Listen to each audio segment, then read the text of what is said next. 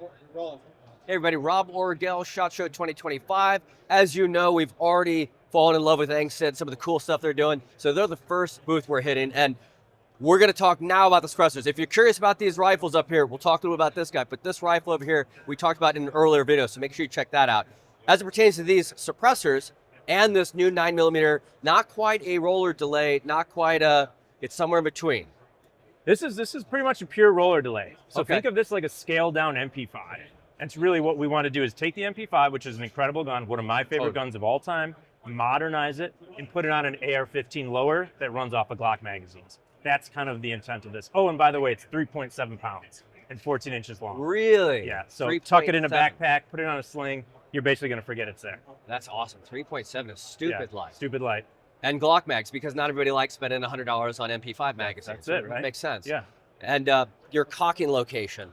I love how forward you put that, tucked up and out of the way. You paired it with a suppressor, with a hub mount that really butts it up against. You were telling me earlier, it comes with a 3-lug. It does, yeah. So they all come with 3-lug, but that 3-lug is removable, so you can put whatever muzzle device you want to. We put it with the direct thread today because we want to show our Reticent series of suppressors. This is our new 100% grade 5 titanium 3D printed suppressors, and that low profile mount that's going to come with, where you can just basically butt it up and get it super small. And that's the 36 caliber. It is. This one, right? Yeah, so that's the 36 cal. So basically there's four suppressors we're coming out with. The 360, which is your 36 cal. We've got a 360L, right? So you're getting about 1.5 inches more on length on there, and only about an ounce heavier.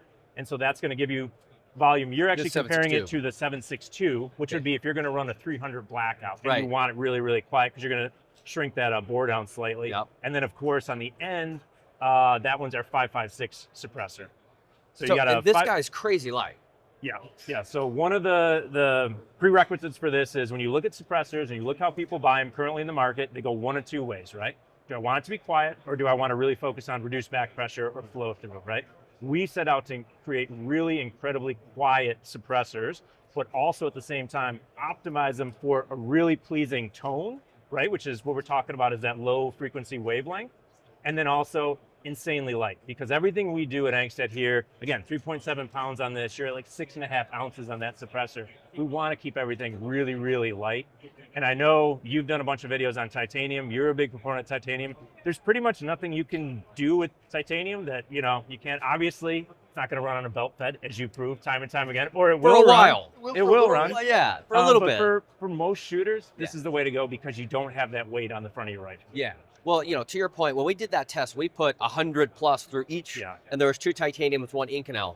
I mean, it was amazing the abuse that they took. So like, what we used to think of titanium is no longer what titanium is. Sure. So when you say like, well, don't do full auto, like, well, you shouldn't, but like a mag here and there. If you run a couple of mags here, is it going to do anything to this? No. Right, but like initially when I got the first, like BNT titanium suppressor, reduced back pressure, all that, it was like, I was worried about NSRs, like 5-round drills, 5-round drills. Like, am I gonna get in trouble? And then like running that belt fed, like, no, I'm not gonna get in trouble. Like, what a new point of confidence. And it's great that, I mean, not only is it so stupid light, but you've got this up to 338 Lapua Magnum. Yes, so we're Magnum rating on something so light, it adds a lot of utility in the big boy rifle space. Totally. I mean, you're sitting there talking, adding ounces to your, full size Magnum rated rifle, and then getting a ton of sound suppression. So what you add to it and the performance you get out of it, it's a huge thing.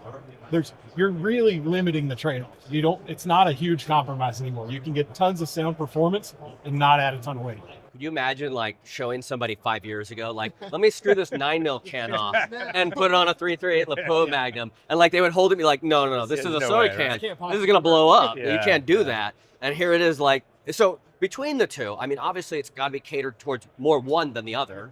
Would it be more 338 Lapua Magnum or more 338 ARC/9mm? So the shorter can is going to perform really well with 36 caliber rounds, pistol rounds, things like that. And that's what it was designed for. It's got a smaller blast chamber, but you're still getting rifle performance out of it. Sure. When you do go up to the 36L, you get extra volume. You do get a larger blast chamber, which is going to improve your Magnum rifle performance, just because it's a lot more energy. You've got to do something with it. So everything's a trade-off, but we've really tried to minimize how bad the trade-off is. Take the sting out of it a little bit. So if I was looking to purchase one of these two, which of course, I'm going to be knocking on your door soon, And Knowing you want both. Of course I do. was I gonna want say, them all. the Yeah. answer's both. Yeah, I'm a nut job. I want all of them. So Yeah. if I was like screwing this onto my 338 Lapua Magnum, I would be asking for the L, and that would be its design performance. Yes. And if I was doing a 9mm, I'd want the short. Would there be a merit if I say, look, I'm a hunter and I want to keep it light, it's quiet enough to put on my 338? Would there be merit in me saying, I want my 9mm to be, I know super quiet and lightweight, but what if I want it more super quiet and Yeah. lightweight? Would it Yeah. perform better? Absolutely. So the 36L on a 9mm with subsonic ammo it's Hollywood quiet. Like it, You say Hollywood quiet? It's Hollywood Well, quiet. careful. A lot of people claim that. I will stand by that. It's you know, you hear the action slapping. Yeah. And you hear a thud downrange. It's really it's such a unique tone. And then you have the delay of the rollers to eat it up a little bit, so it's not immediate blowback. So you really have on the MDP. That's a very, very cool combination. So to the point, when you're on a 9mm, especially subsonic, you might kind of want back pressure, especially if you're to screw this onto a pistol, which it's not really intended for, but it can do. Absolutely. So if you're to screw it onto a pistol, you want some of that back pressure. You want you want to make sure everything was cycled. Right. At the end of the day, you don't want a single shot semi-automatic pistol. Right. A bolt action pistol is not all that fun. It's that's overrated. Yeah. So keeping that in mind, you still get you still can cycle a Glock 19 with the 36L and still run just fine. So then switching gears, your 5.56, my favorite of all, God's caliber, as they would have said in World War II, right? 30-06. So 5.56, I'm a nut job for it. Tell me about your 5.56 hand. I already know it's like 3.8 ounces. No, right? Am I close? 6.9. 6.9 ounces. Okay, still incredibly light. Just under 7. We added the direct thread adapter, and the direct thread adapter adds about 1.5 ounces. So you're still a very 8 ounce, under half a pound suppressor. The standard of lightweight silencer in 5.56 is like 14 ounces. Let's be fair. Which is crazy. It's because that's you could get like 2 of ours. Yeah, that's great. That's nutty. And then everybody's gonna say, okay, it's super lightweight. It's super quiet. I'm thinking, hoping. And then, what about full auto? Because it's so light, stay away from full auto. Well, and then the properties of titanium in a lot of situations with hot, 5.56 is a lot hotter than 9mm. So the properties of titanium, you really keep away from full auto just because of the nature of a whole bunch of random nerd engineer speak. But it's not the best I material. like how you implemented that. Yeah. Blah blah blah blah blah nerd shit. I would have been interested, but I totally understand it shortens things. As you said, if you ran a couple mags through it, are you going to be in trouble if you ran full auto? No, you're going to be fine. Are we going to say it's full auto rated? No, because someone's like yourself is going to put it on a belt fed and say, I don't know what happened. I was shooting it and it just blew up. Yeah. Well, super cool stuff. I love the ingenuity you guys are creating, from the ported barrels to the rifle system of 16 inches overall to super lightweight L's and compacts and 9mm and versatility all in one place. Super home run for you guys this year. People are saying that Chacho is slowing down and ingenuity is dying. It's like, man, the ingenuity is in silencers now.